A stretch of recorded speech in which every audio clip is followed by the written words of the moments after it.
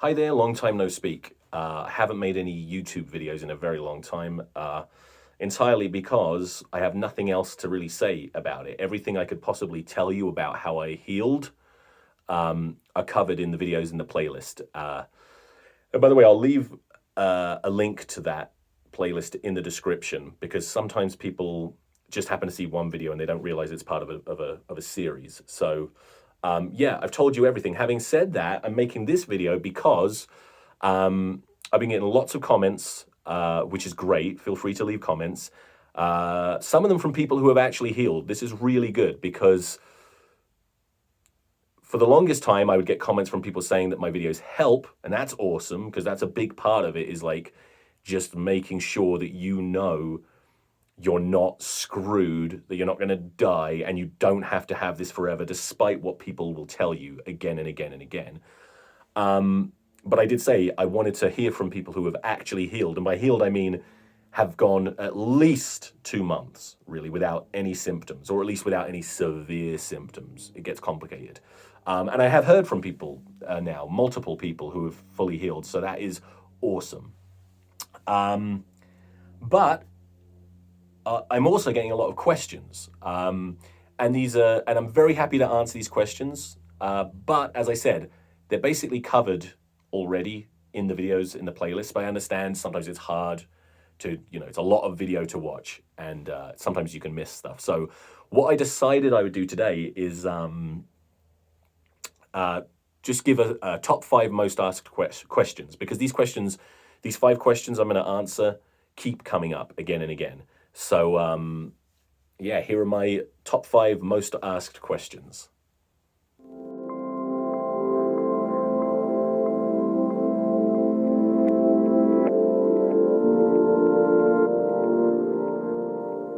Okay, the first question I have is how long did it take me to heal? Which I wish I could give you a simple answer, but I can't, because I suffered with LPR for about 2 years, okay? The process of healing is kind of hard to quantify because it's hard to know. I did a lot of things, which I won't go into right now. I went through a lot of experiments, dietary, supplemental, exercise, meditative, breathing exercise, all sorts of crazy stuff to try and heal. And it's hard to know at what point, if ever, those things started helping me. But the short answer is to how long did it take me to heal is it took me no time at all. Because that's the bottom line, is that my method for healing was literally, as stupid as it sounds, and it might even be annoying to hear it, it would have certainly annoyed me when I was suffering. I decided to not suffer anymore. I made a choice. I decided I'm not going to acknowledge these symptoms. I'm fine. And there was a period of time where my symptoms would come back, but I would dismiss them and they would go away quickly. And yeah, I don't know how long it took to get to a point where I was like, wow, you know what? I haven't had any symptoms like in a really long time. And the reason for that I've explained in at least one of the videos is that when you want to recover from LPR, if you do it the way I did it, you have to believe you don't have symptoms. You have to dismiss them.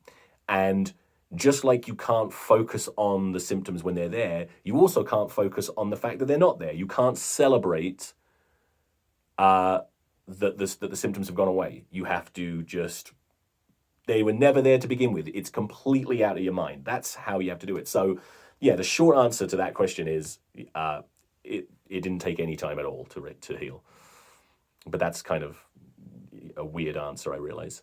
Next question that I get a lot is, what diets did I try? I tried every diet. I mean, every diet. I did vegan. I almost said cannibal. I always want to say I did not try eating human flesh. That's the one thing. It might work. I don't know. Don't try it. I did vegan. I did carnivore, just meat. I did keto. I did low acidity diet. I did Atkins diet. I'm trying to think now, so many different diets. None of them made any difference at all. Some of them like had benefits, but none of them had an effect on the symptoms because they weren't, despite, and this is just my theory, at least this was the case for me, I don't think gut health had anything to do with it, and diet had nothing to do with it. It was all up here. So that's which diets I tried, all of them. If you want my opinion on the best diet for you, whatever doesn't stress you the hell out, okay? LPR is, at the very least, heavily influenced by stress. You don't need to be making yourself go crazy by trying to stick to a diet that you cannot stick to.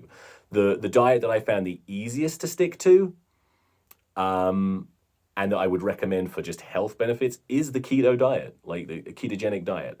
But, does it help with LPR? Probably not. Third question, did I take proton pump inhibitors, PPIs? No, I did not, except once by mistake. I went to a gastroenterologist. Is that what it's called? It's been so long since I've even thought about these terms. Went to a doctor to get a consultation to figure out what's going on inside of me, see if there's something wrong with my esophagus or whatever. Told him that I did not want to take PPIs. And the reason I don't want to take PPIs is the reason you shouldn't want to take PPIs, at least not for a significant length of time. You probably already know this, but the way that they work is they're proton pump inhibitors. They inhibit your body, your stomach, from producing stomach acid, okay?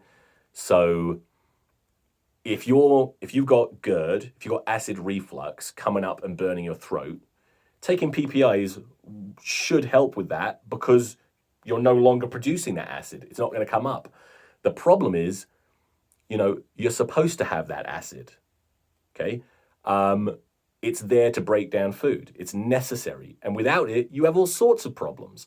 So what tends to happen to people, and by the way, PPIs were designed to be used for no longer than, I forget how long. It's a short period of time, something like a month or two. Now you've got people on them for their whole lives, and it destroys their bodies. Like, if you don't have enough stomach acid, you can't break down the food properly, so you're literally getting malnourished. You can get osteoporosis. You can get, all sorts of problems. Not to mention, if you're not breaking down the food, but it's in your gut, it just sits there, and then bacteria grows on it, and that bacteria produces gas, and then that gas will actually create pressure, which will bring up what little acid is there. It can actually make it worse, technically.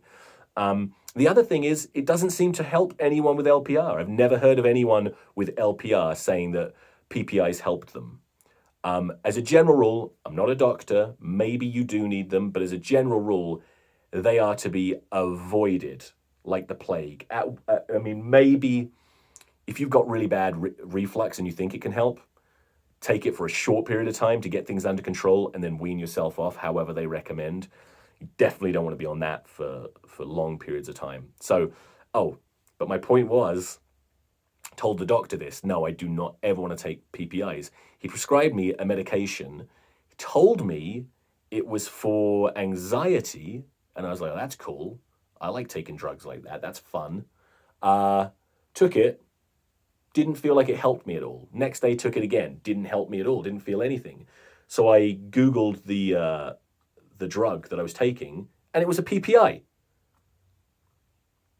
Doctors. Anyway, next question.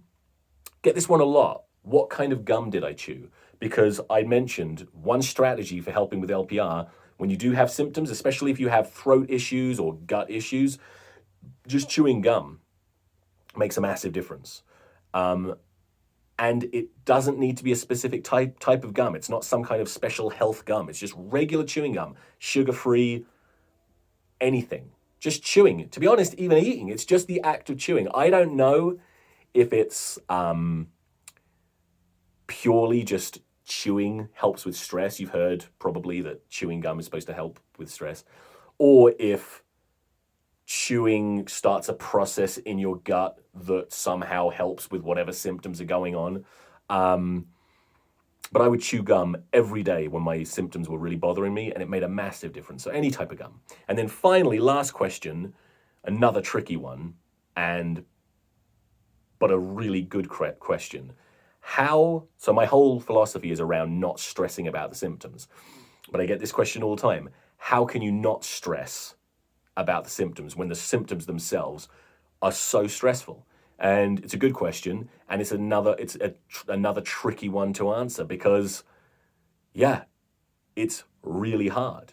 It takes Jedi mind skills that you can only develop when you've suffered for so long that you don't even care anymore, right? Like that's the state of mind I was in when I chose to just not stress. But also, you kind of have to get a mantra going with it, like because it helps.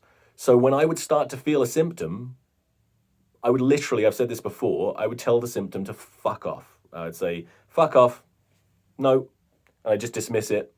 And I'd say, I'm fine, I'm fine. That kind of became my mantra, just, I'm fine, I'm fine. And that's how you do it. That's how you are able to not stress. You can't just ignore, I mean, you need to ignore the symptoms, but it takes, you can't just have a sort of empty mind. You have to talk to the symptom. That, for me, that's what helped. So when these symptoms came along, I would deny them. I would tell them to fuck off, and I would say I'm fine. And like I did that all day, every day for a while. And it worked. But it's tricky. If you have more questions after this, feel free to ask me them, but also check out the playlist if you haven't yet, because that covers pretty much everything.